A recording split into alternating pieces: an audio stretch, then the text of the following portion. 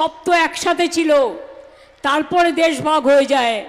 সুতরাং আমার বাংলা ভাষা আন্তর্জাতিক ভাষা। আমি ভাষায় মা বলতে শিখি। এই ভাষায় কেউ আম্মা বলে, কেউ মা বলে, কেউ মাদার বলে, কিন্তু মনে রাখবেন এ ভাষা আমাদের গর্ব। কবিদের ভাষায় মোদের গরব মোদের আশা, আমরি বাংলা ভাষা। সব ভাষাকেই সম্মান করি। উর্দু ভাষাকেও করি, নেপালি ভাষাকেও করি, রাজবংশী ভাষাকেও করি, কামতাপুরীকেও করি, সাদ্রিকেও করি, কুরুককেও করি, অলচিকিকেও করি। এবং আমরা শুধু তাই নয়, আমরা এদের রেকগনাইজড করেছি। হিন্দি ভাষাকেও, সব ভাষাকে করি। কিন্তু আমি আমার মাতৃভাষায় কথা বললে তুমি আমায় বাংলাদেশি বলে তুমি পুশব্যাক করবে। সোনালী খাতুন আপনারা জানেন, যেটা নিয়ে সুপ্রিম কোর্টে আমরা গেছি।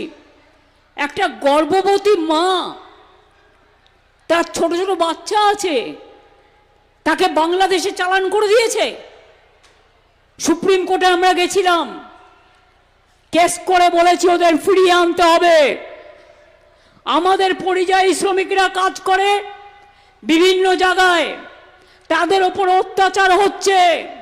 বাংলা ভাষায় কথা বললেই তাকে বাংলাদেশি তকমা দেওয়া হচ্ছে। আর আপনাদের যে 1.5 কোটি লোক সারা ভারতবর্ষ থেকে বাংলায় কাজ করে, কই আমরা তো তাদের অত্যাচার করি না, আমরা তাদের আপন করে রাখি। তাহলে আপনাদের কি হয়েছে? বাংলার প্রতি এত রাগ কেন?